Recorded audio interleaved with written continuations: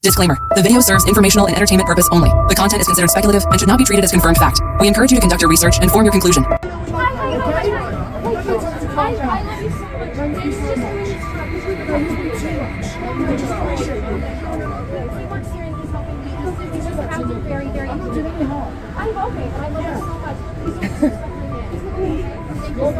Yeah!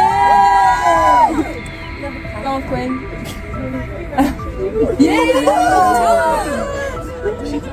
They love you when you're on the covers, but when you're not, they love someone else. That haunting quote hits different when you realize it's become Rachel Zegler's reality. Just a year ago, she was Hollywood's next big thing. Headlines, magazine covers, Disney's Snow White, and a theater resume anyone would envy. But now, she's become a case study in how fast the industry will elevate, use, and discard you. And the worst part? She never saw it coming. Because this wasn't just about a bad performance or a box office bomb.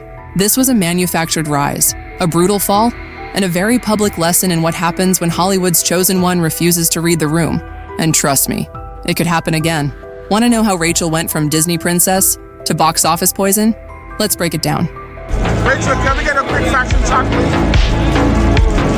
Beautiful, Rachel. Over the shoulder, Rachel. Thank you very much.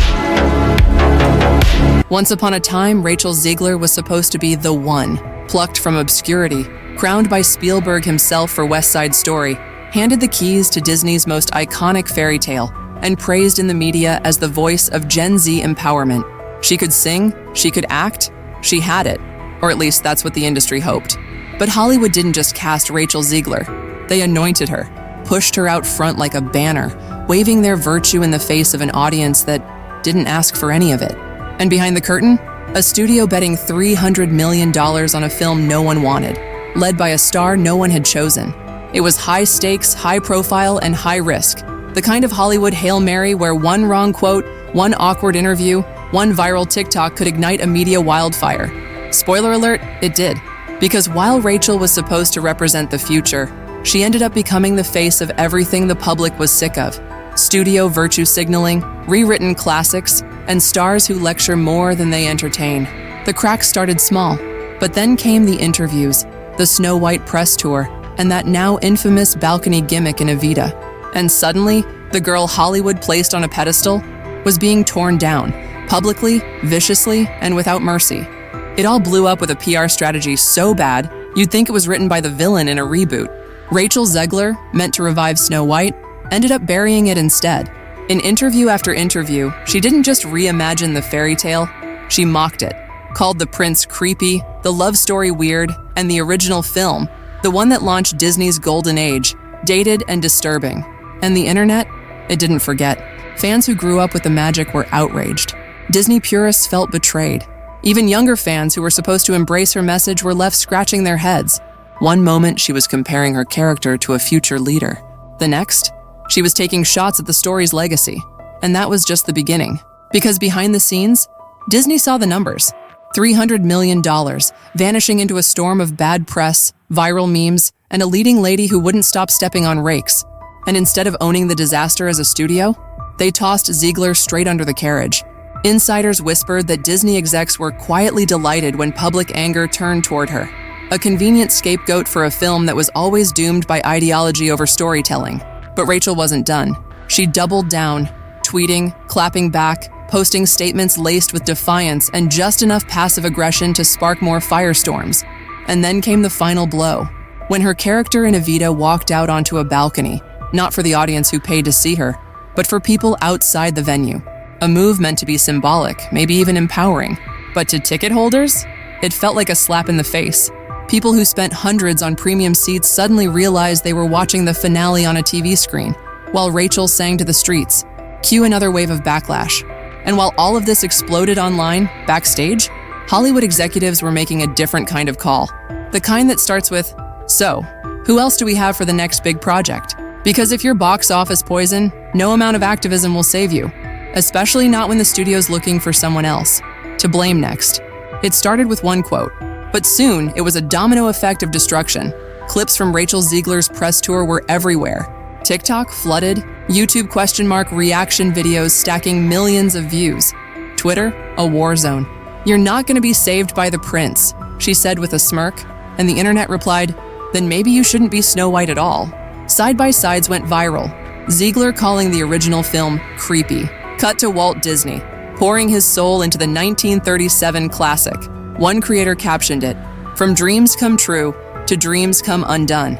Even Gal Gadot, her co-star, tried the same lines in interviews, but she didn't get burned because Gal smiled, joked, moved on.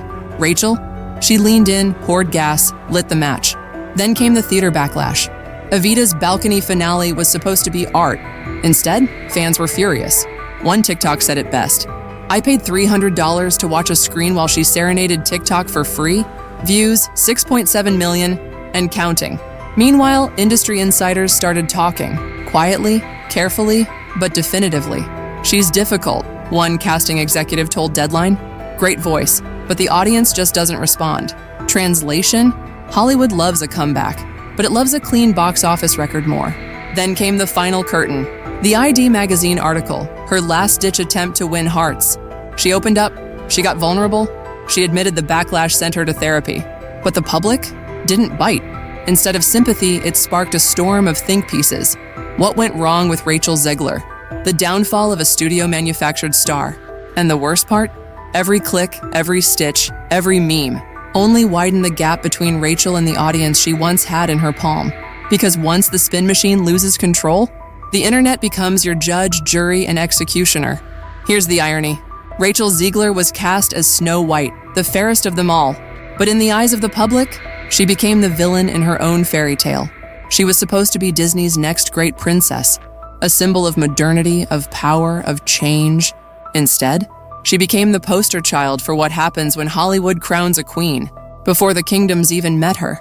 The girl who once opened the Oscars, handpicked by Spielberg, is now headlining a musical with balcony endings and half-empty theaters.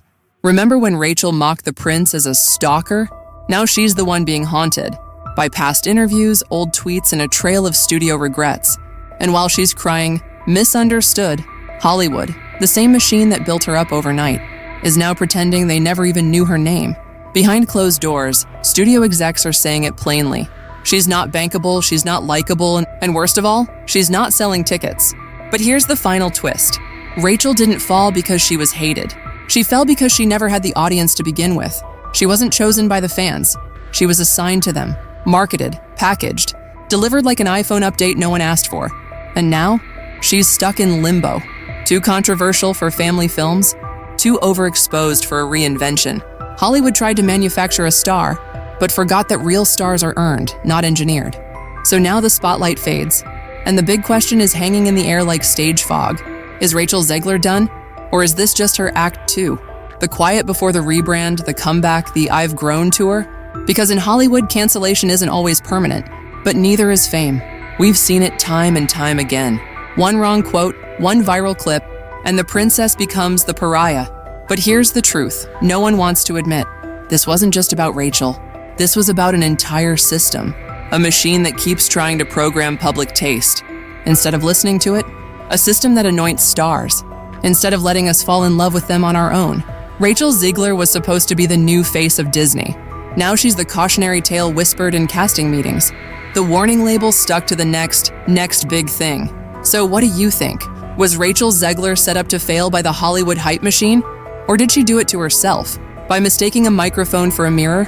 Drop your thoughts in the comments. Because this story, it's not over. It's just between sequels. And that's the tea for today, my little gossip gremlins. If you enjoyed this drama buffet, don't forget to hit that like button like it's your ex's new partner's Instagram. Aggressively and with zero shame. Beauty. Subscribe to Fame Files so you never miss a single scandal, meltdown, or red carpet disaster. I'm literally serving up hot gossip every single day, even if my Wi-Fi begs me to stop. And listen, be a doll and tap that bell too, okay?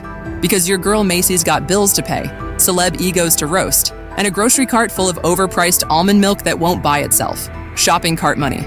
So until next time, stay nosy, stay fabulous, and remember, I spill it so you don't have to sip in silence. Bye.